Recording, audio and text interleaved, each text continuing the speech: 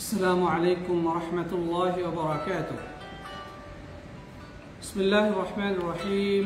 الحمد لله والصلاة والسلام على رسول الله وعلى آله وصحبه ومن والاه أما بعد.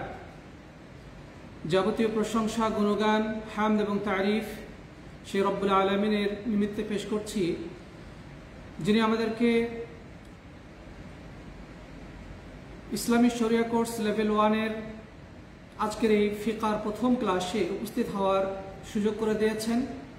এই জন্য আমরা সেই মহান আল্লাহ সুবহানাহু ওয়া তাআলার নিমিত্তে হৃদয়ের সবটুকু তাজিম মিশিয়ে কালিমাতুশ শুকর আদায় করি। আমরা সকলেই পড়ি আলহামদুলিল্লাহ।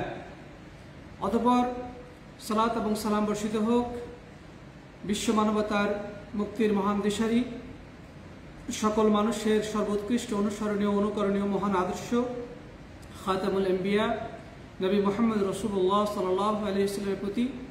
আসুন আমরা প্রিয় নবীর প্রতি হৃদয়ের গহীন থেকে সবটুকু ভালোবাসা মিশিয়ে সালাত ও সালাম পেশ করি, পড়ি সাল্লাল্লাহু আলাইহি ওয়াসাল্লাম। মুহতারাম মুআজ্জাজ প্রাণপ্রিয় দর্শক শ্রোতা ভাই এবং বোনেরা, এই মুহূর্তে যারা আমাদের সাথে লাইভে যুক্ত হয়েছেন সবাইকে আমি জানাচ্ছি অকৃত্রিম মোবারকবাদ, শুভেচ্ছা এবং দোয়া। রব্বুল আলামিন যেন আমাদের সবাইকে কোরআন এবং সুন্নাহর বিশুদ্ধ জ্ঞান অর্জন করে সেই আলোকে আমাদের জীবন গঠন করার, জীবন পরিচালনা করার তৌফিক দান করেন, আল্লাহুম্মা আমিন।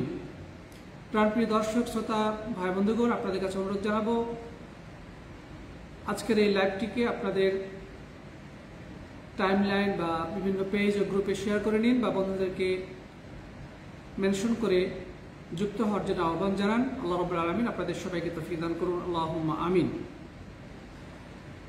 প্রিয় উপস্থিতি সাথী বন্ধুগণ, আমরা ইতিপূর্বে ধারাবাহিকভাবে দুটি বিষয়ের ক্লাস শেষ করেছি। একটি হচ্ছে হাদিস, তারপরে তাওহীদ। তো তাওহীদ এর সিলেবাস শেষ হওয়ার পর আমরা আমাদের নির্ধারিত ফিকার সিলেবাস আজকে শুরু করব ইনশাআল্লাহ তাআলা। তো ইতিমধ্যে আমাদের হোয়াটসঅ্যাপ এবং টেলিগ্রাম গ্রুপে আমাদের ফিকা কোর্সের নির্দিষ্ট সিলেবাসের পিডিএফ সরবরাহ করা হয়েছে, পিডিএফ দেওয়া হয়েছে। আশা করি আপনারা সকলেই তা ডাউনলোড করে নিয়েছেন বা যাদের সম্ভব হয়তো বা পিডিএফ আপনারা প্রিন্ট আউট করে বই আকারে বাঁধাই করে নিয়েছেন। তবে কেউ যদি না পেয়ে থাকেন আমরা ইনশাআল্লাহ পরবর্তীতে আবারও দিব বা আমাদের এই পেজেও ইনশাআল্লাহ আমরা এটা শেয়ার করব। যাই হোক, আপনারা দয়া করে এই ফিকার লেভেল 1-এর সিলেবাসটা আপনারা অনুসরণ করবেন, পাশাপাশি আমাদের লেকচারগুলোতে উপস্থিত থাকার চেষ্টা করবেন ইনশাআল্লাহ।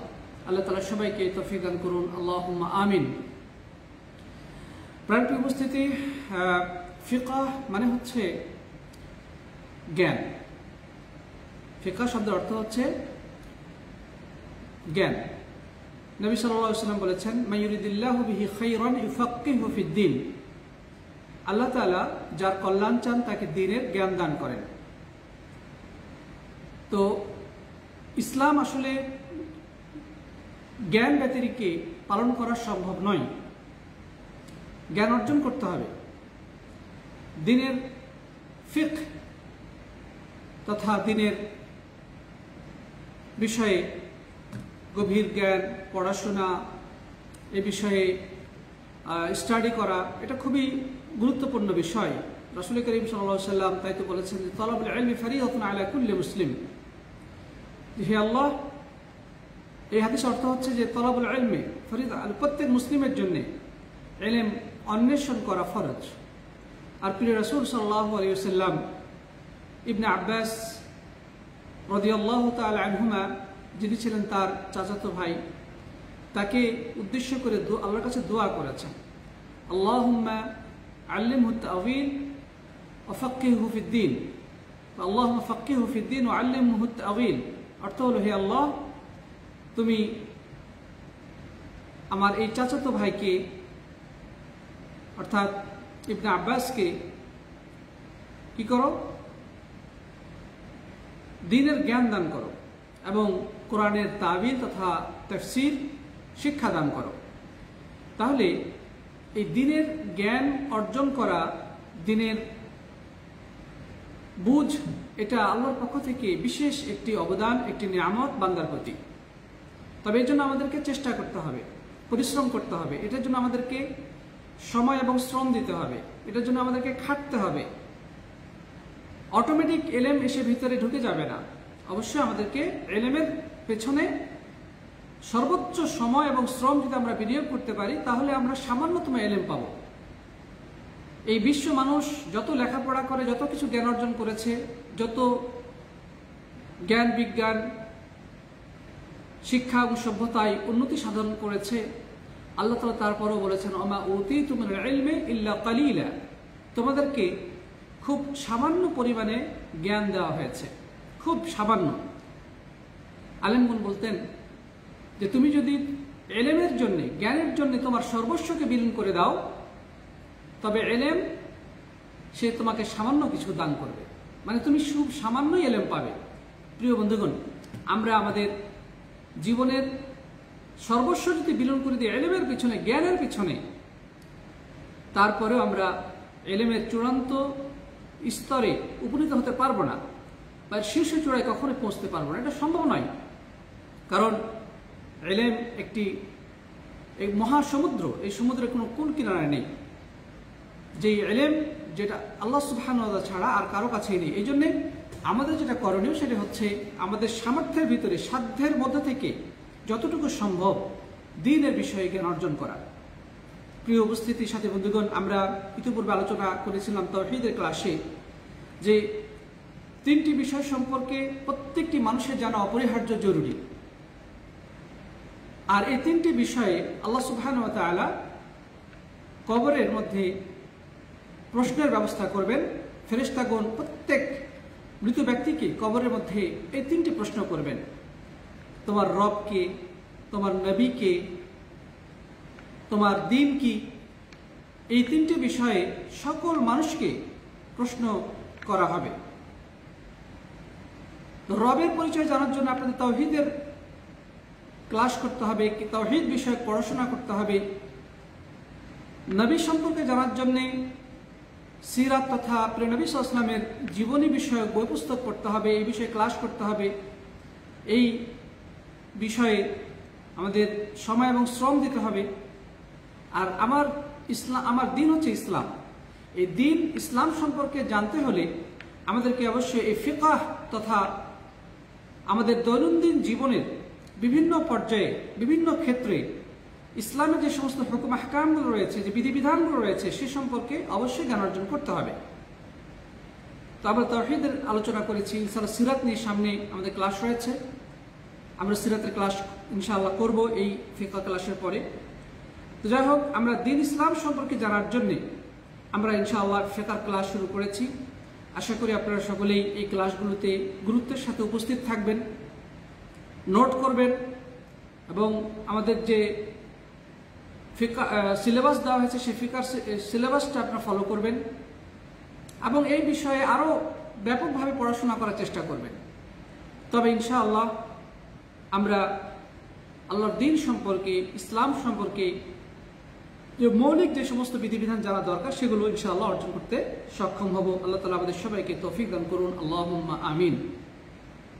প্রিয় উপস্থিতি, তো ইসলামের ফিকহের মধ্যে যদি আমরা আলোচনায় প্রবিষ্ট হই, তাহলে সবার আগে আমাদের সামনে যে বিষয়টি চলে আসবে সেটি হচ্ছে পাক পবিত্রতা, পরিষ্কার পরিচ্ছন্নতা। এটি মুমিন জীবনের অত্যন্ত গুরুত্বপূর্ণ এবং একটি ফরজ বিধান। ইসলামের অনেক ইবাদত এই পরিষ্কার পরিচ্ছন্নতার সাথে সম্পৃক্ত রয়েছে। তাই আপনি যদি ফিকহের কিতাবগুলো দেখেন, যত ফিকহের কিতাব লিখিত হয়েছে, সমস্ত ফিকহের কিতাবে প্রথমে এসেছে এই তাহারাত বা পাক পবিত্রতা সংক্রান্ত আলোচনা। অনুরূপভাবে অধিকাংশ হাদিসের কিতাব যেগুলো ফিকহের তরতিব অনুযায়ী লেখা হয়েছে, মানে ফিকহের ধারাবাহিকতা অনুযায়ী লেখা হয়েছে, সেগুলোর মধ্যে প্রথমে তাহারাতের আলোচনা এসেছে। প্রিয় বন্ধুগণ, তো বোঝা যাচ্ছে যে ইসলামে পাক পবিত্রতা এবং পরিচ্ছন্নতার গুরুত্ব কতটা বেশি। সাথী বন্ধুগণ, আসলে একজন মুমিন ব্যক্তি মানেই পূত পবিত্র পরিচ্ছন্ন। মুমিন কখনো নোংরা আবর্জনায় পড়ে থাকবে না। তার পোশাক আশাক হবে পরিষ্কার পরিচ্ছন্ন, তার শরীর হবে পরিষ্কার পরিচ্ছন্ন, তার থাকার জায়গা হবে পরিষ্কার পরিচ্ছন্ন, তার হৃদয়টা হবে পরিষ্কার পরিচ্ছন্ন, তার আচরণ হবে অত্যন্ত স্বচ্ছ পরিষ্কার। পবিত্রতার যত মিনিংস রয়েছে প্রত্যেক মুমিনের মধ্যে সেই পবিত্রতার মিনিংসটা থাকাটা জরুরি। আল্লাহ সুবহানাহু ওয়া তাআলা তাই তো মুমিন ব্যক্তির জীবনের পদে পদে এই পবিত্রতা বা পরিষ্কার পরিচ্ছন্নতার বিধান দিয়েছেন। প্রিয় বন্ধুগণ, আমরা যদি দেখি যে একজন ইমানদার ব্যক্তি ঘুমাতে যাওয়ার আগে থেকে শুরু করে ঘুম থেকে উঠে তারপরে জীবনের বিভিন্ন ক্ষেত্রে তাকে পরিষ্কার পরিচ্ছন্নতা বা পাক পবিত্রতার নির্দেশ দেওয়া হয়েছে। ঘুমাতে যাওয়ার আগে ওযু করে ঘুমাতে যেতে বলা হয়েছে। ঘুম থেকে উঠে টয়লেট, সারাপ, ওযু, প্রয়োজনে গোসল, তারপরে 5 ওয়াক্ত সালাতের ক্ষেত্রে অবশ্যই এই পবিত্রতা অর্জন করা অপরিহার্য। তারপরে ইস্তিনজা, পেশাব পায়খানার পরে যে শৌচকার্য, পরিষ্কার পরিচ্ছন্নতার বিষয়। তারপরে নাভির নিচের লোম পরিষ্কার করা, বগলের নিচের লোম পরিষ্কার করা, মোচ কাটা, এভাবে চুল পরিপাটি রাখা, মিসওয়াক করা, দাঁতের যত্নের জন্য, দাঁতকে পরিচ্ছন্ন রাখার জন্যে দাঁতন ব্যবহার করা, মিসওয়াক ব্যবহার করা। তারপরে কাঁচা পেঁয়াজ রসুন খেয়ে যেন মুখ দিয়ে দুর্গন্ধ না ছড়ায়, এই জন্যে এগুলো খেয়ে মসজিদে যেতে বারণ করা হয়েছে। হ্যাঁ, কেউ খেতে চাইলে সেটা আগুন দিয়ে পুড়িয়ে অথবা ভেজে দুর্গন্ধ দূর করে খেতে পারে। কাঁচা খেলে ব্রাশ করে মুখ পরিষ্কার করে নেবে। মোট কথা, জীবনের প্রত্যেকটি ক্ষেত্রে পরিষ্কার পরিচ্ছন্নতার বিষয়টি প্রতিভাত হয়। ইসলাম এতটাই এই পরিচ্ছন্নতার প্রতি গুরুত্ব আরোপ করেছে। জুমার দিন গোসল করা, ঈদের আগে গোসল করা। সাথী বন্ধুগণ, তারপরে আমরা যখন মক্কায় যারা উমরা করতে আসে, হজ করতে আসে, সারা দুনিয়া থেকে অসংখ্য অগণিত মানুষ হজ করতে আসে। বিভিন্ন দেশের কালচার, বিভিন্ন দেশের বিভিন্ন ট্র্যাডিশনের মানুষ এখানে আসে। ইসলাম কত পরিচ্ছন্ন একটি জীবন আদর্শের নাম, তার প্রমাণ আমরা দেখি যে তুমি যেখান থেকেই যাও না কেন, পৃথিবীর উত্তর, দক্ষিণ, পূর্ব, পশ্চিম যেখান থেকেই তুমি মক্কায় আসো না কেন, মক্কা তো একটা ছোট্ট জায়গা। কাবার চতুর্পাশে হাজিগণ বা উমরাকারীগণ তওয়াফ করেন, সাফা মারওয়াতে সাই করেন, আরাফার ময়দানে সমবেত হন, মুজদালিফায় সমবেত হন, মিনাতে সমবেত হন।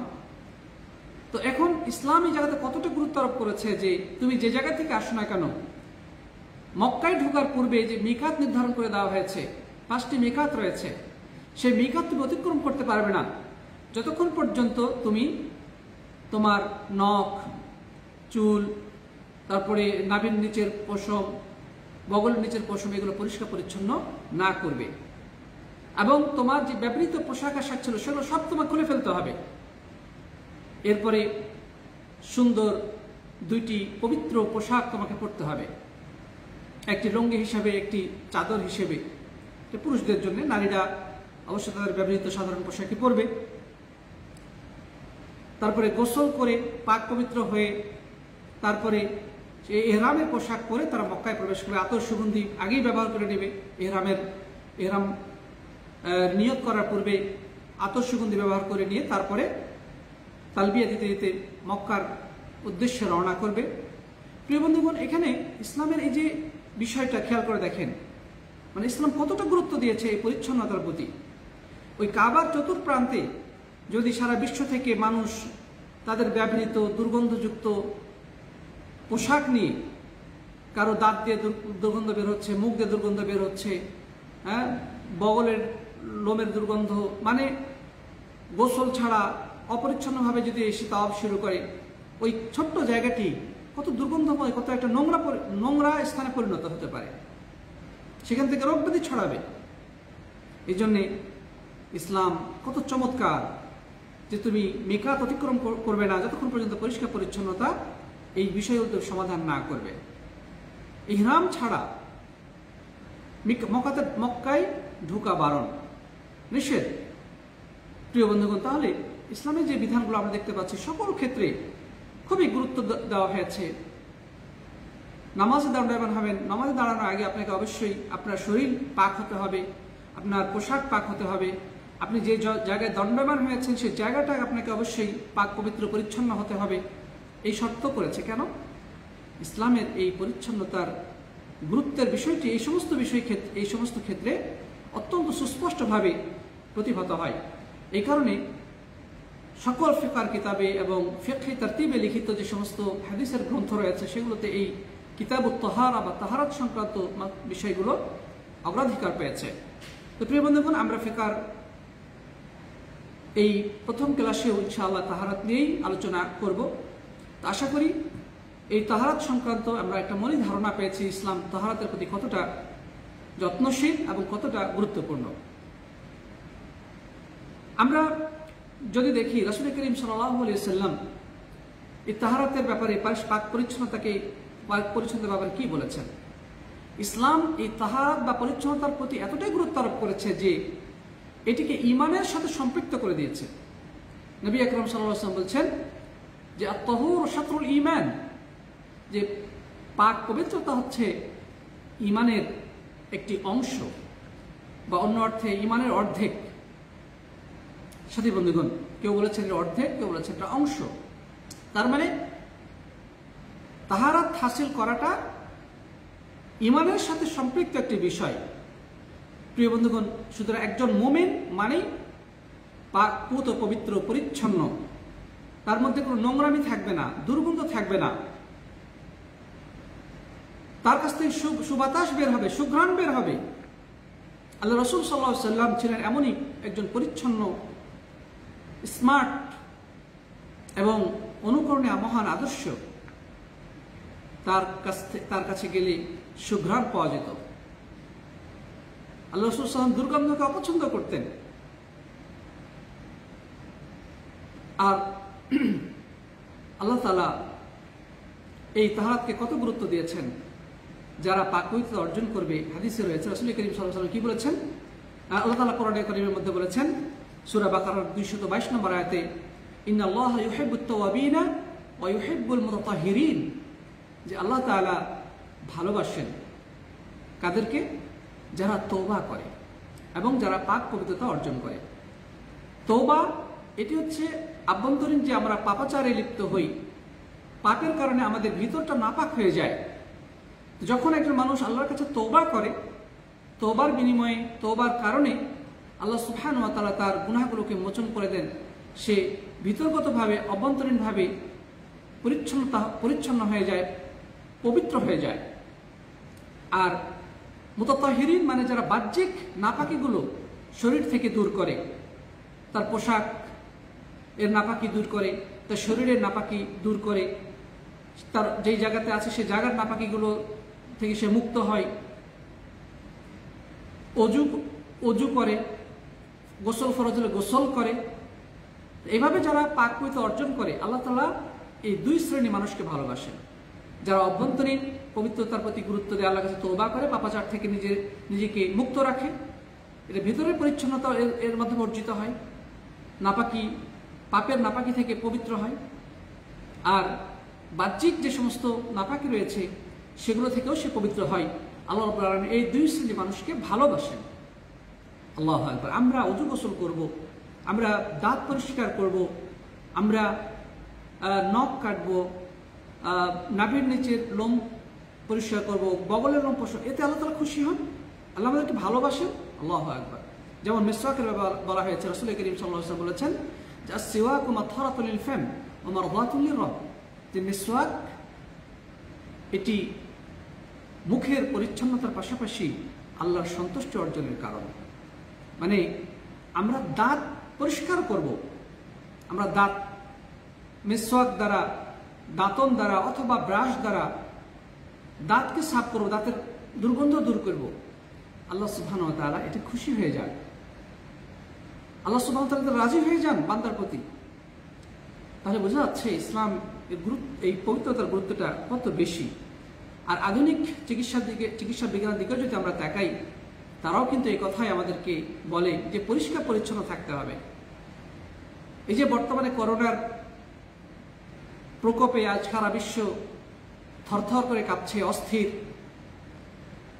সে করোনার কারণেও, করোনার ক্ষেত্রেও বলা হচ্ছে যে পরিষ্কার পরিচ্ছন্ন থাকতে বলা হচ্ছে, বাইরে থেকে আসলে হাত ধৌত করতে বলা হচ্ছে, তাই না? ব্যবহৃত পোশাক এগুলোকে ধৌত করতে বলা হচ্ছে। ইসলাম তো তাই বলেছে, আমরা 5 ওয়াক্ত সালাতের জন্য ওযু করি, আমরা দুই হাত ধৌত করি, আমরা কুলি করি, আমরা মুখমণ্ডল ধৌত করি, 2 হাতের কুনি পর্যন্ত ধৌত করি, মাথা মাসে করি, 2 কানের ভিতরটা পর্যন্ত আমরা মাসে করে নিই, 2 পা ধৌত করি। সুবহানাল্লাহ। তাহলে বর্তমান এই আধুনিক চিকিৎসা বিজ্ঞানের যুগে ইসলামের মহত্ব আরো প্রকটভাবে আমাদের সামনে উপস্থিত হয় বা আমাদের সামনে ফুটে ওঠে। প্রিয় বন্ধু, তাছাড়া আমরা জানি এই যে হাদিসে বলা হয়েছে যে নখ চুল কাটা 40 দিন পর্যন্ত সময় বেঁধে দেওয়া হয়েছে। আল্লাহ রাসূল সাল্লাল্লাহু আলাইহি ওয়াসাল্লাম যে আমরা নখ, তিনি আনাস রাদিয়াল্লাহু বলছেন যে আল্লাহ রাসূল সাল্লাল্লাহু আলাইহি ওয়াসাল্লাম আমাদের জন্য নখ, চুল, নাভির নিচের পশম ইত্যাদি ব্যবহার ইত্যাদি পরিষ্কার পরিচ্ছন্নের ক্ষেত্রে সর্বোচ্চ 40 দিন পর্যন্ত বেঁধে দিয়েছে, এর উপরে যেন না যায়। এর আগেই এগুলো থেকে পরিষ্কার হতে হবে, নখ কাটতে হবে। তাহলে দেখা যাচ্ছে মানে ইসলাম হচ্ছে একটা পরিচ্ছন্ন জীবন আদর্শের নাম, পুত পবিত্র মহান এক ধর্মের নাম। এর বিপরীতে যদি আমাদের পার্শ্ববর্তী দেশের দিকে তাকিয়ে দেখি, বা যেটা বলে মূর্তি পূজা বা গরু পূজারী যে হিন্দু ধর্মটা রয়েছে, আপনি তাদের যে মনীষী বা তাদের যে আছে আপনার ঠাকুর বা তাদের বিভিন্ন ঋষি রয়েছে, আপনারা হয়তো অবশ্যই জেনে থাকবেন যে, বা একটা বিবিসির ডকুমেন্টারি আমার চোখে পড়েছে, আমি দেখেছি কি যে নোংরামি। তারা তো এমনি কাপড় খুলে তারা উলঙ্গ অবস্থায় হাজার হাজার তাদের এই সন্ন্যাসী তারা একত্রিত হয়েছে, সমাবেশ করছে, এক জায়গা থেকে যাচ্ছে, গোসল করতে যাচ্ছে। আর কত যে নোংরামি, সেটা কোনো সুস্থ রুচিসম্পন্ন বিবেকবান মানুষ দেখার যোগ্যতা, মানে দেখার মতো ধৈর্য রাখে না। সেখানে আমাদের ইসলামের যে সৌন্দর্য, মহত্ব আমাদের কাছে সুস্পষ্টভাবে প্রতিভাত হয় যে ইসলাম কতটা সুন্দর, কত মহান পরিচ্ছন্ন জীবন আদর্শের নাম। আল্লাহ সুবহানাহু ওয়া তাআলা আমাদেরকে এই সুন্দর জীবন আদর্শের মধ্যে দাখিল করেছেন, আমরা এই মহান নিয়ামত লাভ করেছি। এই জন্য আমাদের উচিত রব্বুল আলামিনের দরবারে কৃতজ্ঞ হওয়া, ইসলামকে গুরুত্বের সাথে অনুসরণ করা, এবং ইসলামের বাইরে যত মতাদর্শ রয়েছে, যত ধর্ম রয়েছে, যত আইডিওলজি রয়েছে, সবকিছু থেকে নিজেকে নিবৃত্ত করে, সবকিছু থেকে মুখ ফিরিয়ে এক মহান আল্লাহ সুবহানাহু ওয়া তাআলার নির্দেশিত পথে নিজের জীবনকে উৎসর্গ করা। এটির মধ্যে রয়েছে মানুষের মুক্তি, সার্বিক কল্যাণ, এবং এর মধ্যে রয়েছে চূড়ান্ত সফলতা।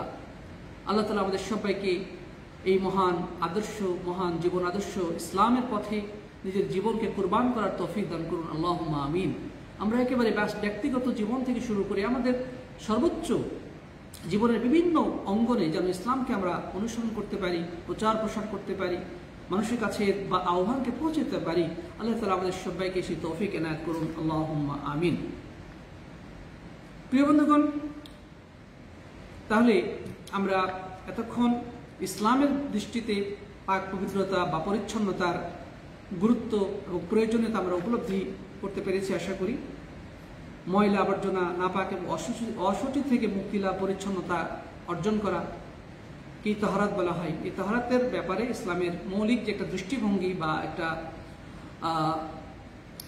ইসলামের অবস্থান, সেটা আমরা আশা করি ধারণা পেয়েছি। এ পর্যায়ে আমরা জানব যে ইসলামের দৃষ্টিতে বা ইসলামী ফিকহের দৃষ্টিতে নাপাকি কয় প্রকার? তাহলে একটি হচ্ছে পাক, একটা হচ্ছে নাপাক। মানে পবিত্রতার বিপরীতে হচ্ছে অপবিত্রতা। পাকি এর বিপরীতে হচ্ছে নাপাকি। তো আমরা যদি নাপাকিটা জানতে পারি তাহলে এর বিপরীত দিকটা আমরা জানতে পারব। সেই নাপাকির ব্যাপারেই বলা হচ্ছে যে সাথী বন্ধুগণ, যে নাপাকি হচ্ছে দুই প্রকার। একটি হচ্ছে বড় নাপাকি, আরেকটি হচ্ছে ছোট নাপাকি। এখানে নাপাকি দ্বারা উদ্দেশ্য হচ্ছে মানে বাহ্যিক যে নাপাকি সেগুলো। এখানে আরেক প্রকার নাপাকি রয়েছে অভ্যন্তরীণ, সেটা হচ্ছে কুফুরির নাপাকি, বিদাতের নাপাকি, মানে কুফুরি, শিরক, বিদাত বা পাপাচার ইত্যাদির নাপাকি এখানে উদ্দেশ্য নয়। এখানে মূলত যে আমাদের শারীরিক বা আমাদের পোশাক আশাক বা আমাদের বাহ্যিক যে নাপাকি সেই বিষয়টি মূলত এখানে উদ্দেশ্য। তো এই বাহ্যিক যে নাপাকিগুলো এগুলো হচ্ছে দুই প্রকার। একটি হচ্ছে বড় নাপাকি, আর একটি হচ্ছে ছোট নাপাকি। বড় নাপাকি দ্বারা কি উদ্দেশ্য? বড় নাপাকি দ্বারা উদ্দেশ্য হচ্ছে যে এমন নাপাকি যার কারণে গোসল ফরজ হয়, মানে গোসল ব্যতিরেকে এই বড় নাপাকি থেকে পবিত্রতা অর্জন করা সম্ভব নয়। বড় নাপাকি মানে যে সমস্ত নাপাকির কারণে অবশ্যই গোসল করতে হবে, গোসল ছাড়া পবিত্র হওয়া যাবে না। তো কি কি, তাহলে এখন আমাদের জানা দরকার কি কি কারণে গোসল ফরজ হয়। ইনশাআল্লাহ এই বিষয়ে সামনে বিস্তারিত আলোচনা রয়েছে, কিন্তু উদাহরণ হিসেবে আমরা বলবো, যেমন বীর্যপাত হওয়া, স্বামী স্ত্রীর মিলনের মাধ্যমে হোক, অথবা স্বপ্নদোষের মাধ্যমে হোক, অথবা অন্য কোনো উপায়ে হোক, যদি বীর্যপাত ঘটে তাহলে গোসল ফরজ হয়ে যাবে।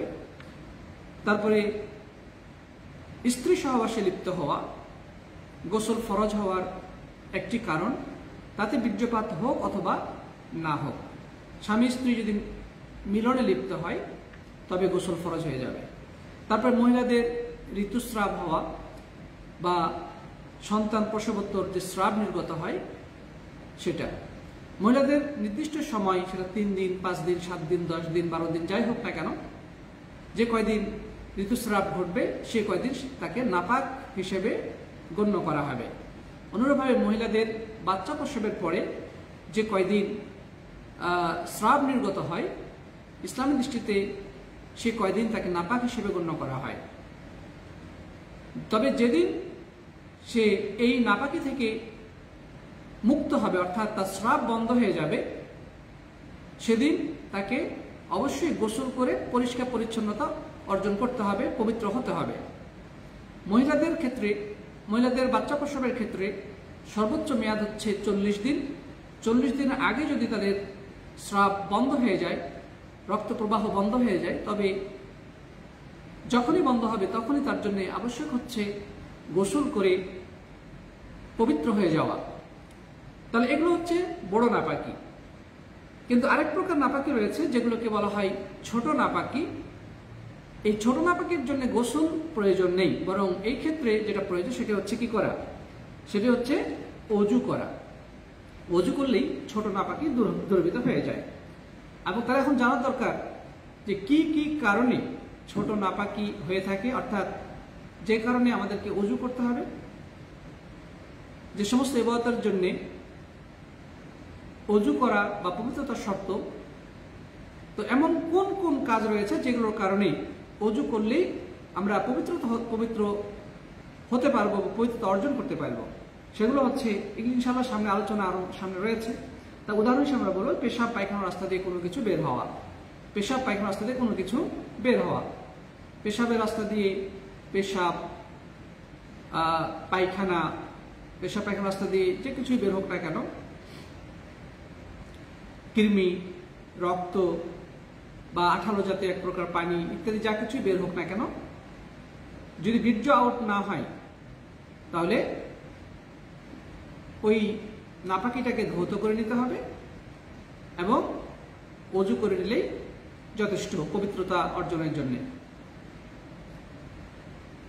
বায়ু বের হলে শরীর নাপাক হয়ে যায়, অর্থাৎ অজু থাকলে অজু ভেঙে যাবে, পুনরায় অজু করে নেওয়াই পবিত্রতার জন্য যথেষ্ট হয়ে যাবে। অনুরূপভাবে কেউ যদি ঘুমিয়ে যায় ঘুম অথবা অন্য কারণে যদি অচেতন হয়ে যায় তবেও তার অজু থাকলে অজু ভেঙে যাবে, পুনরায় অজু করা যথেষ্ট হবে। ইনশাল্লাহ আমরা আলোচনার সামনে করব। উটের গোস্ত খেলেও অজু ভেঙে যায়, পুনরায় অজু করতে হবে।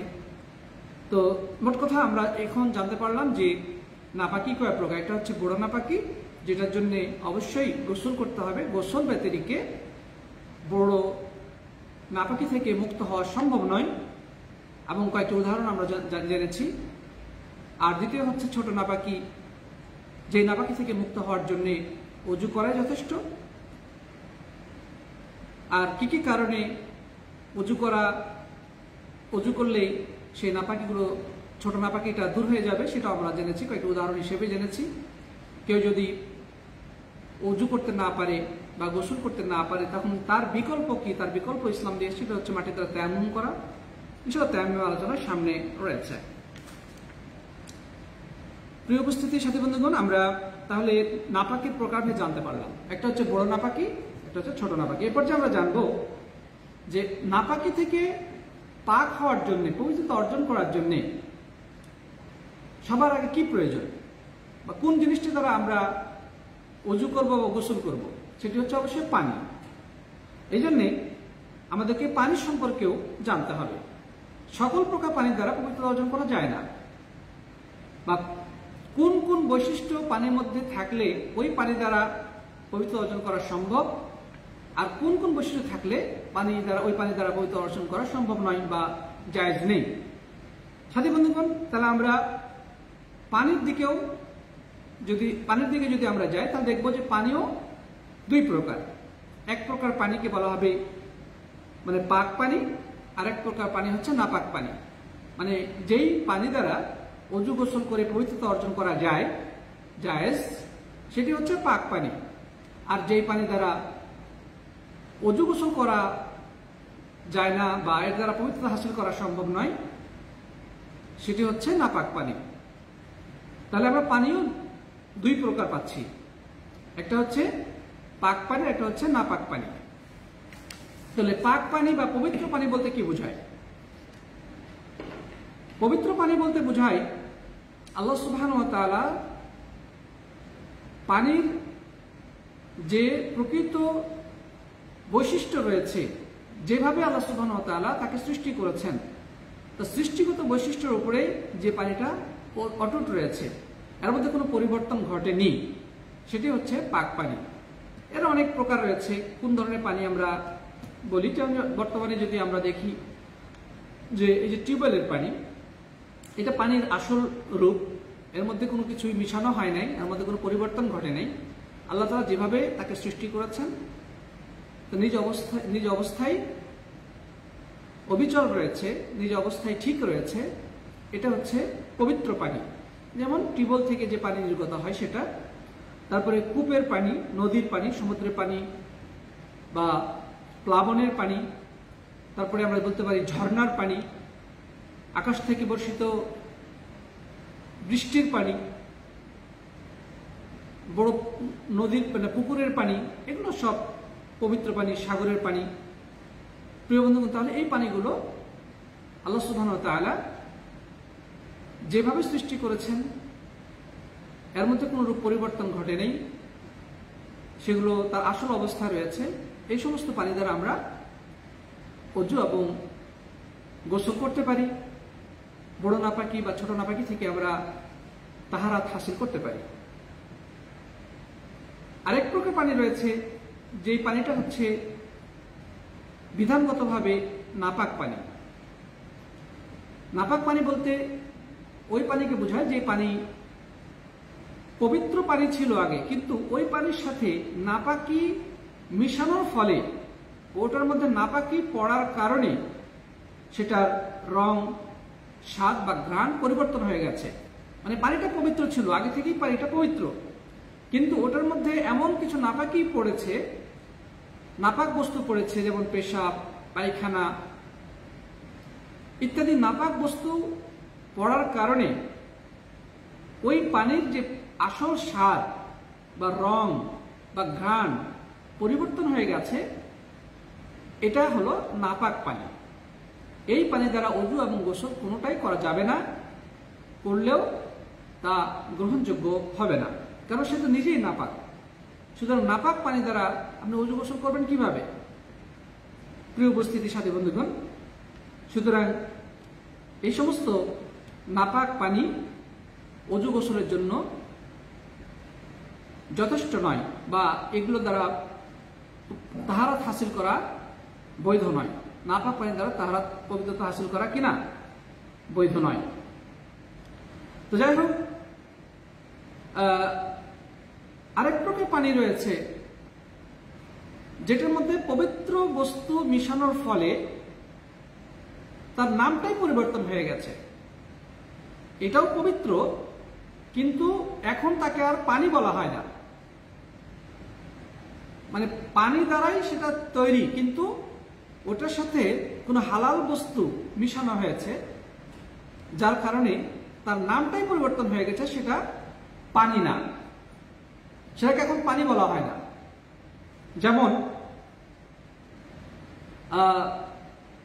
গোলাপ জল, এটা জল ঠিক আছে, কিন্তু জলের শুরুতে বলা হচ্ছে গোলাপ জল, মানে সেখানে গোলাপের ফ্লেভার যুক্ত করা হয়েছে, গোলাপের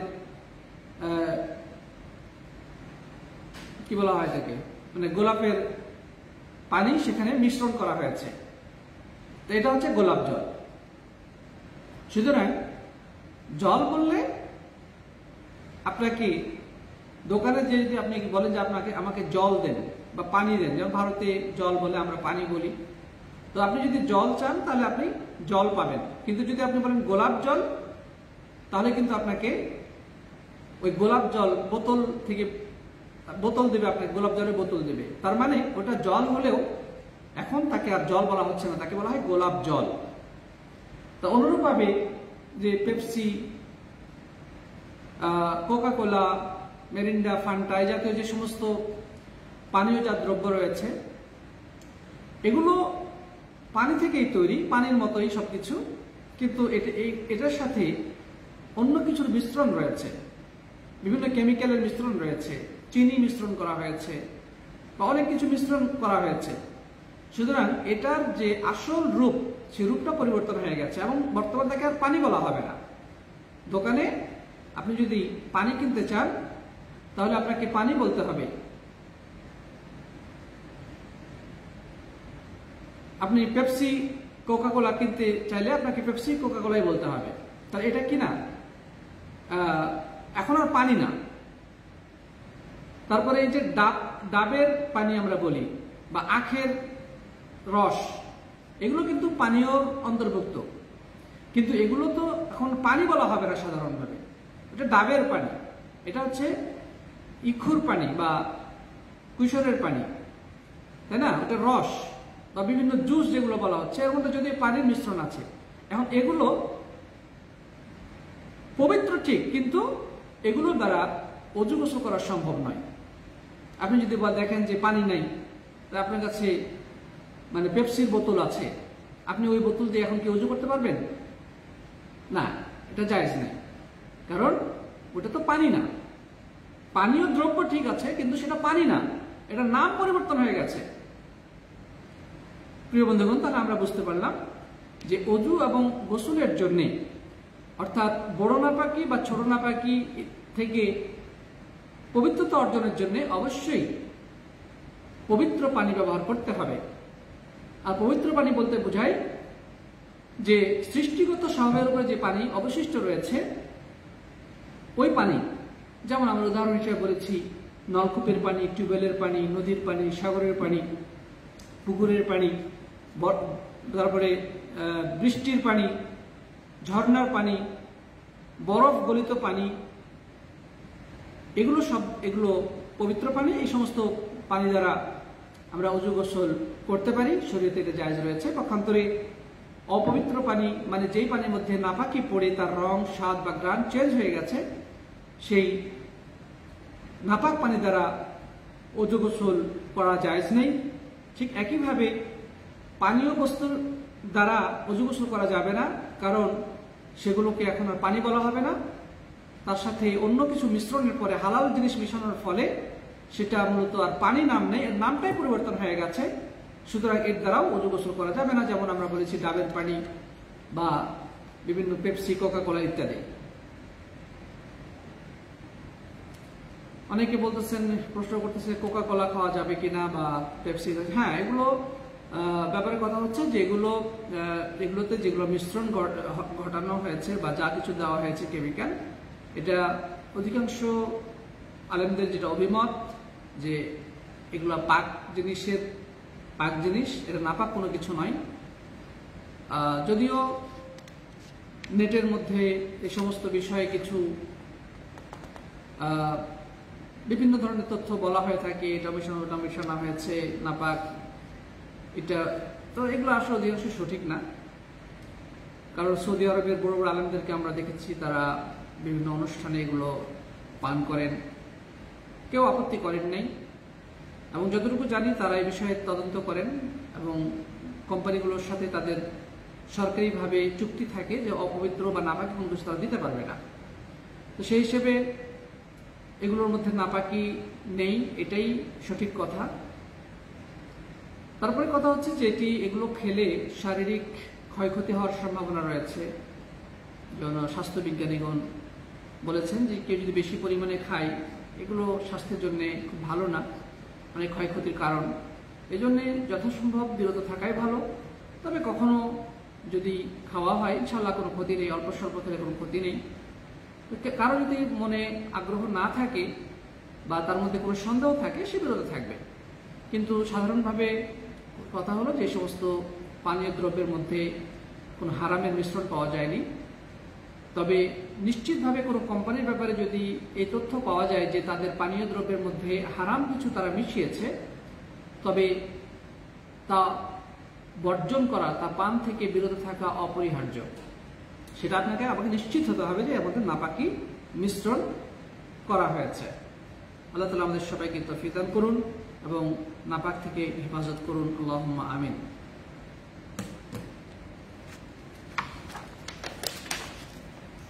সাথী বন্ধুগণ, এই পর্যায়ে কয়েকটি মাসলা নিয়ে আলোচনা করতে চাই। আমাদের বইয়ে আছে, আপনারা হয়তো বা যদি বই ফলো করেন সেখানে পাবেন।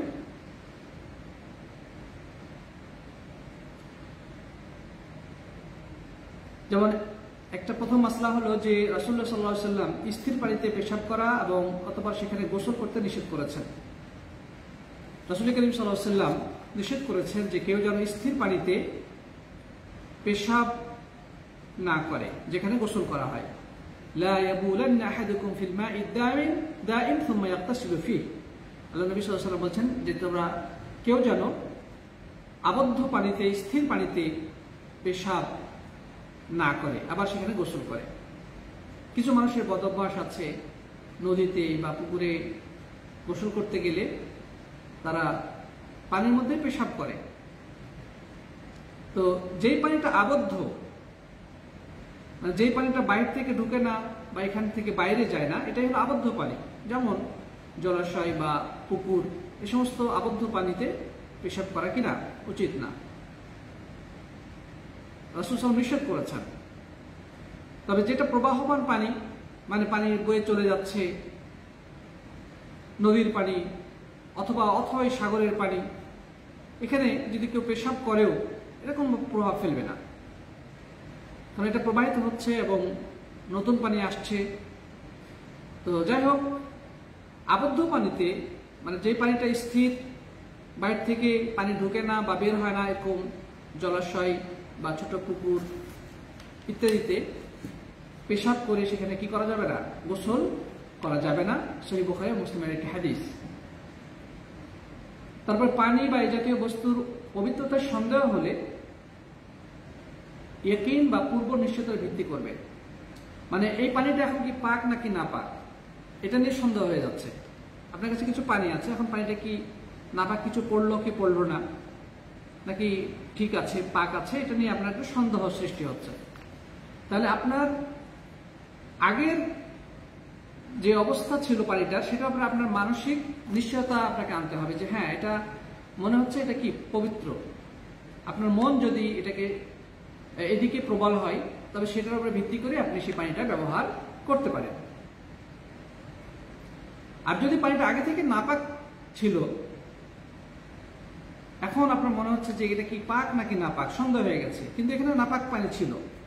তাহলে আপনাকে কি করতে হবে? সরি, আমি ভুল বলেছি, মানে পানিটা যদি আগে থেকে পাক থাকে, পানি আগে থেকে আপনি জানতেন যে পানিটা পাক, কিন্তু সন্দেহ হয়েছে, ঠিক আছে, তাহলে আপনার যদি বিকল্প কোনো কিছু থাকে তাহলে আপনি সেটা ব্যবহার করবেন।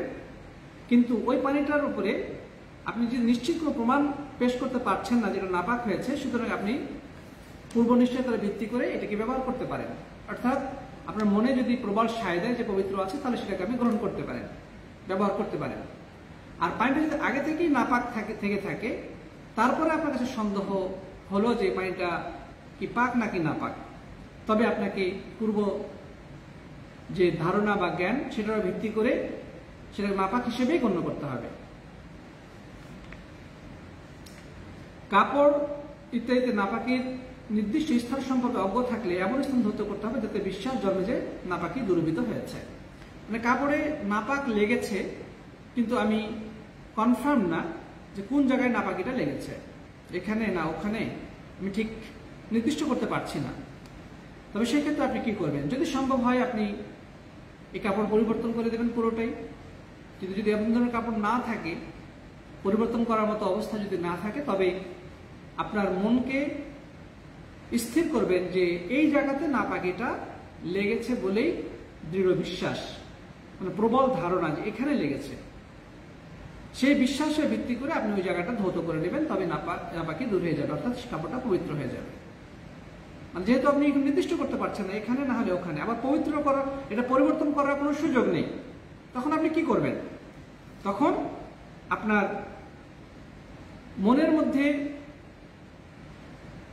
যে প্রবল ধারণা তৈরি হয় সেটার ভিত্তি করে আপনি কাজ করবেন যে হ্যাঁ, এই জায়গাতেই নাপাক লেগেছে বলেই আমার মন বেশি সায় দিচ্ছে, শুধু ওই জায়গাটা আপনি ধৌত করে নেবেন, তবেই ওই কাপড়টা কি হয়ে যাবে? পবিত্র হয়ে যাবে। আচ্ছা, দুটি পাত্রে পানি আছে, একটিতে পাক অন্যটিতে নাপাক। আপনার সামনে দুটা পাত্র, একটার মধ্যে পাক পানি আছে আর একটাতে নাপাক পানি আছে। এখন আপনার কাছে সন্দেহ হয়ে গেছে যে কোনটা যে পবিত্র আর কোনটা অপবিত্র, কোনটা পাক কোনটা আপনি বুঝতে পারতেছেন না, তখন আপনি কি করবেন? তাহলে এই ক্ষেত্রে আপনার ওই মনের মধ্যে যেই পানিটার প্রতি প্রবল ধারণা তৈরি হবে যে এই পানিটা হচ্ছে পাক আর ওইটা হচ্ছে নাপাক, আপনি এর উপর ভিত্তি করে ওই পানিটা গ্রহণ করবেন।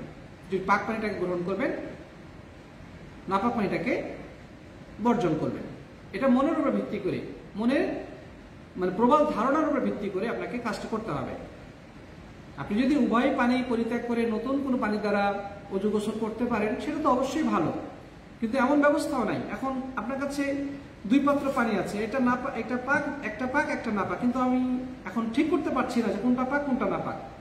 তাহলে সেক্ষেত্রে মনের প্রবল ধারণার ভিত্তি করে সিদ্ধান্ত নিতে হবে যে হ্যাঁ পাক, তবে ইনশাআল্লাহ এটা দ্বারা অজু গোসল বৈধ হয়ে যাবে।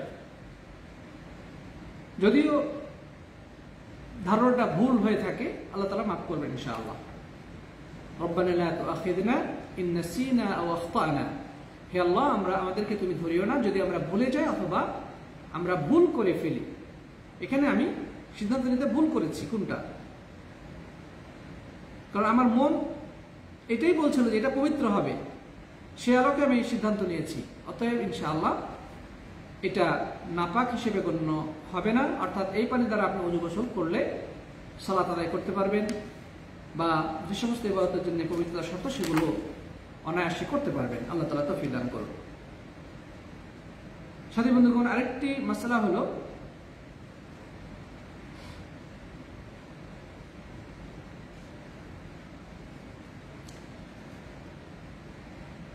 কুকুরের উচ্ছিষ্ট পাত্র। কুকুর যদি কোনো পাত্রে মুখ দেয়, বিশেষ করে গ্রামে গঞ্জে অনেক বাড়িতে সুন্দরভাবে ঘেরার ব্যবস্থা নেই, অনেক সময় কুকুর ঢুকে রান্নাঘরে পাত্রের মধ্যে মুখ দিয়ে দেয়, খাবারের পাত্রে মুখ দিয়ে দেয়। অথবা শহরেও অনেক মানুষ আছে যারা খ্রিস্টানদের অনুকরণে বাড়িতে কুকুর পোষে, এই কুকুর যদি কোনো পাত্রে মুখ দেয়, তবে ইসলামের বিধান কি এই বিষয়ে? আল্লাহ রাসূল সাল্লাল্লাহু আলাইহি ওয়াসাল্লাম বলেছেন যে তাহুরু ইনা আহাদিকুম ইযা ওয়ালাগা ফিহিল কালব আইয়াগসিলাহু সাবআ মারাত উলাহুন্না বিতুরাব, যে কুকুর যদি তোমাদের কারো পাত্রে মুখ দেয় তাহলে তোমরা সেটিকে 7 বার ধৌত করবে এবং প্রথমবার মাটি দ্বারা ভালোভাবে এটাকে ঘষে তারপরে আরো 6 বার পানি দ্বারা কি করবে? ধৌত করবে, মোট 7 বার, তবেই সেটা পবিত্র হয়ে যাবে। প্রিয় বন্ধুগণ, এক্ষেত্রে আমরা যেটা বলবো যে আল্লাহ রাসূল সাল্লাল্লাহু আলাইহি ওয়াসাল্লাম মাটি ব্যবহার করতে বলেছেন। এর কারণ হিসেবে আলেমগণ বলেছেন যে মাটির মধ্যে আল্লাহ সুবহানাহু ওয়া তাআলা এতটা পাওয়ারফুল ব্যাকটেরিয়া বা পাওয়ারফুল জীবাণু প্রতিরোধক ব্যবস্থা দিয়েছেন যে এর মাধ্যমে কুকুরের মুখনিসৃত লালা থেকে যে জীবাণু ওই পাত্রের মধ্যে সংক্রমিত হয়েছে, মাটি দ্বারা ঘষার মাধ্যমে সেই জীবাণুটা ধ্বংস হয়ে যায় এবং এরপরে আপনি যখন ধৌত করবেন তখন সেটা পরিপূর্ণ পবিত্র এবং স্বাস্থ্যসম্মত হয়ে যায়। কিন্তু যদি আপনি এই মাটি ব্যবহার না করেন তাহলে সম্ভাবনা রয়েছে ওই পাত্রে কুকুরের মুখ থেকে নির্গত জীবাণু থেকে যাবে এবং সেই পাত্রে যদি আপনি খাওয়া দাওয়া করেন সেই জীবাণু আপনার শরীরে প্রবেশ করে আপনার ক্ষতি করবে। এই জন্যে আল্লাহ রাসূল সাল্লাল্লাহু আলাইহি সাল্লাম মাটি ব্যবহারের কথা উল্লেখ করেছেন। শুধু আমাদের চেষ্টা করতে হবে মাটি। এই ক্ষেত্রে আপনি যদি ডিটারজেন্ট পাউডার ব্যবহার করেন বা ছাই ব্যবহার করেন অথবা অন্য কিছু ব্যবহার করেন, সেই ক্ষেত্রে এই কার্যকারিতা নাও হতে পারে, মানে কুকুরের জীবাণুকে ধ্বংস করতে নাও পারে। আপনি যদি ডিটারজেন্ট পাউডার বা বিভিন্ন যে বাসন ধৌত করার জন্য যে সমস্ত লিকুইড পাওয়া যায় সেগুলো ইউজ করেন, হয়তো বা ওই জীবাণুটা ধ্বংস হবে না। তাই রাসূল করিম সাল্লাল্লাহু আলাইহি ওয়াসাল্লাম এখানে মাটির কথা বলেছেন। তাই আমাদের উচিত মাটি দ্বারা সেটাকে ভালো করে প্রথমবার ঘষে পরিষ্কার করা, এরপরে আরো 6 বার পানি দ্বারা মোট 7 বার ধৌত করা, তবেই ওই কুকুরের মুখ দেওয়া পাত্র পরিষ্কার হয়ে যাবে। এই হাদিসটি আবু দাউদ, তিরমিজি এবং নাসাঈ, ইবনে মাজাহ ইত্যাদি হাদিস গ্রন্থে বর্ণিত হয়েছে। তারপরে সর্বশেষ যে মাসআলা সেটি হচ্ছে বিড়াল যদি কারো পাত্রে মুখ দেয়, কোনো খাবারে মুখ দেয়, তবে তার নাপাক হবে না। কারণ রাসূল করিম সাল্লাল্লাহু আলাইহি ওয়াসাল্লাম বলেছেন ইন্নাহু মিনাত তাওয়াফিনা তাওয়াফাত আলাইকুম, যে বিড়াল তোমাদের চতুর্পাশে গুণ্যবান প্রাণী। বিড়াল আমাদের আশপাশেই থাকে, আমাদের চারপাশে ঘুরতে থাকে, আমাদের বিছানায় তারা বসে থাকে, শুয়ে থাকে, লেপের ভিতরে ঢুকে যায়। অনেক সময় আমরা তাদেরকে নানাভাবে আদর করি, হ্যাঁ, আমাদের পোশাকের সাথে অনেক সময় লেপতে থাকে। বিড়াল নাপাক নয়, বিড়াল পাক। এমনকি আল্লাহ রাসূল সাল্লাল্লাহু আলাইহি ওয়াসাল্লাম ওযু করতে বসেছেন, ইত্য বছরে তার সামনে বিড়াল এসেছে, তাদের তাকিয়ে আছে, তিনি ভাবলেন হয়তো সে পানি খাবে। তো রাসূল করিম সাল্লাল্লাহু আলাইহি ওয়াসাল্লাম তার সেই ঘটি বাটি বা যেটা দ্বারা তিনি ওযু করছিলেন সেটা তার বিড়াল মুখে যখন এভাবে ধরলেন, তখন বিড়াল সেখান থেকে পানি পান করে চলে গেল।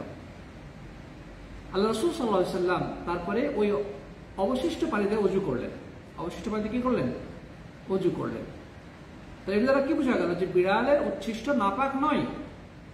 যদি বিড়াল খাবারে মুখ দিয়ে দেয়, অনেক সময় দুধে মুখ দিয়ে দেয়, তরকারিতে মুখ দিয়ে দেয়, তবে আপনি উপরের যে অংশটুকু সেটুকু ফেলে দিতে পারেন, খাবারের পাত্রে যেটা আছে সেটা একটু ধুয়ে নেবেন, তাহলে যথেষ্ট। অর্থাৎ বিড়ালের উচ্ছিষ্ট এটা কি না, নাপাক নয়।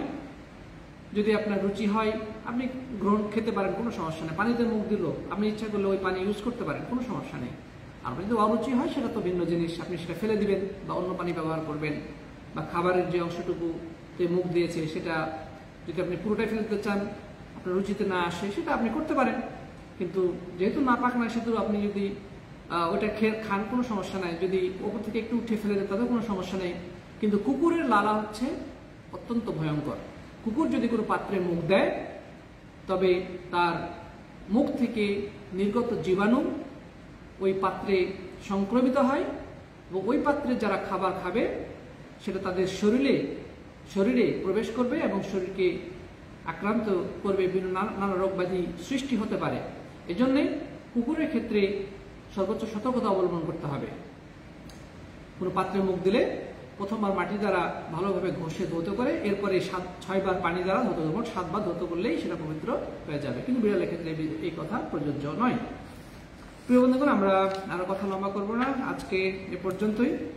আশা করি আমরা আজকের ফিকহের প্রথম ক্লাসে পাক পবিত্রতার গুরুত্ব সম্পর্কে জেনেছি এবং পাক পবিত্রতার মাধ্যমে আল্লাহ সুবহানাহু ওয়া তাআলা আমাদেরকে ভালোবাসেন, এটি ঈমানের সাথে সম্পৃক্ত, আল্লাহ রাব্বুল আলামিনের রেজামন্দি হাসিল করা যায় সেটা আমরা জেনেছি। এবং নাপাকি 2 প্রকার সেটা আমরা জেনেছি, বড় নাপাকি এবং তার কিছু উদাহরণ, ছোট নাপাকি তার কিছু আমরা জেনেছি। এরপরে মানে নাপাকি থেকে পরিচ্ছন্নতার জন্য সর্বাগ্রে যেই গুরুত্বপূর্ণ বিষয়টি আমাদের সামনে আসে সেটা হচ্ছে পানি। সেই পানি সম্পর্কে আমরা জেনেছি কোন পানি দ্বারা পবিত্র হাসিল করা যাবে আর কোন পানি দ্বারা পবিত্র হাসিল করা যাবে না, অর্থাৎ পাক পানি, পবিত্র পানি কাকে বলে আর অপবিত্র পানি কাকে বলে সেটাও আমরা জেনেছি। এরপরে বেশ কিছু মাসলা আমরা জানতে পেরেছি। আল্লাহ সুবহানাহু ওয়া কাছে দোয়া করি তিনি যেন আমাদেরকে কোরআন এবং সুন্নাহর বিশুদ্ধ জ্ঞান আরো গভীরভাবে জানার তৌফিক দান করেন এবং সেগুলো আমাদের বাস্তব জীবনে যেন আমরা প্রয়োগ ঘটাতে পারি। রব্বুল আলামিন আমাদের সকলকে সেই ক্ষেত্রে সাহায্য করুন। জাযাকুমুল্লাহু খাইরান। যারা তখন আলোচনা শুনলেন, আল্লাহ তাআলা সবাইকে উত্তম বিনিময়ে ভূষিত করুন। হাদা সাল্লাল্লাহু আলা নবিয়িনা মুহাম্মদ ওয়া আলা আলিহি ওয়া সাহবিহি আজমাইন। তবে এখানে একটা ঘোষণা দিতে চাই, সেটা হচ্ছে যে আমরা যে তাওহীদের ক্লাস করেছি, আমার মনে হয় যে পুরো ক্লাসগুলোর উপরে, অর্থাৎ পুরো ক্লাসের প্রথম থেকে শেষ পর্যন্ত যদি আমরা একটা পরীক্ষা নেই তবে মানে ভালো হবে। তো ইনশাআল্লাহ অচিরেই আমরা ঘোষণা করব যে পুরা তাওহীদের উপরে একটা পরীক্ষা হবে ইনশাআল্লাহ। তো সেটা আমরা অচিরেই ইনশাআল্লাহ আমাদের গ্রুপে ঘোষণা দেব। দুঃখিত, কিছু প্রশ্ন এসেছে কিন্তু প্রশ্নগুলো আমার এখান থেকে স্ক্রল হয়ে চলে যাচ্ছে।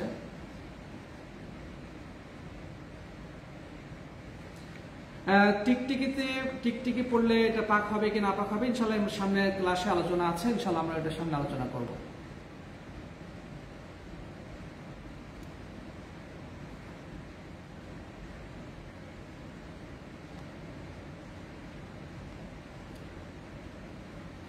স্পিড টাইগার এগুলো কি জায়েজ? স্পিড টাইগার সম্পর্কে আমার কোনো জানা নেই।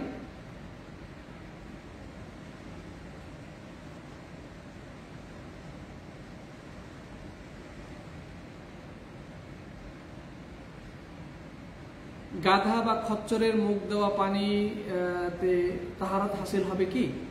তো গাধা যেহেতু নাপাক প্রাণী, গাধা নাপাক প্রাণী, ঠিক আছে, খচ্চর এটাও নাপাক, সুতরাং গাধা বা খচ্চর যদি কোনো পানিতে মুখ দেয়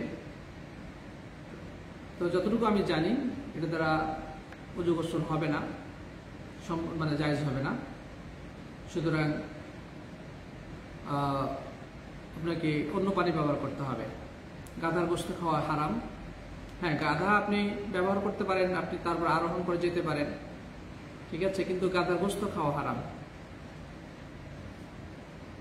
তারপর বিষয়টা আমার কনফার্ম নয়, হয়তো একটু স্টাডি করতে হবে, এই মুহূর্তে আমি এটা বলতে পারছি না, আল্লাহু আ'লাম। তবে আমার ধারণা যে গাধা এবং খচ্চরের মুখ দেওয়া পানি বৈধ হবে না, আল্লাহু আ'লাম। জি, তাহলে আমরা শেষ করতে চাই আজকের মতো। জাযাকুমুল্লাহু খাইরান। হাদা সাল্লাল্লাহু আলা নবিয়িনা মুহাম্মদ ওয়া আলা আলিহি ওয়া সাহবিহি আজমাইন। আসসালামু আলাইকুম ওয়া রাহমাতুল্লাহি ওয়া বারাকাতুহু।